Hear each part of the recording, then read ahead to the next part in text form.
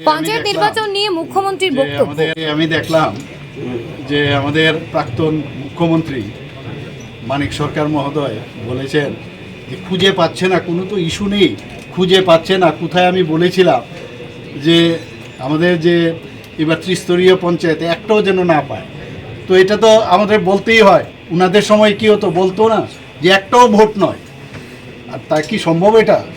তবে তাহলে ওনারা কি করে নমিনেশন দিল? তো এইগুলো বলার জন্য ইস্যু নেই এটাকেই বারবার বলছেন। আমি জানি যে ভারতীয় জনতা পার্টির প্রতি আমাদের ত্রিপুরার প্রতিটি মানুষ, আমাদের বিশেষ করে ত্রিস্তরীয় পঞ্চায়েতের সাধারণ মানুষ, তারা কিন্তু ভারতীয় জনতা পার্টি বিশেষ করে আমাদের মোদিজির উপরে পুরো আস্থা আছে, এবং সেই কারণেই বলছি বারবার যে আমাদের পঞ্চায়েতে ভালো রেজাল্ট হবে।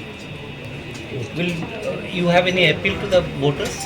Of course, already I have appealed that vote for Bharatiya Janata Party, and it will be happen. We will see. And for peace, because we Of have course, issues. always I say that we should maintain the peace and tranquility. Thanks. Thank you.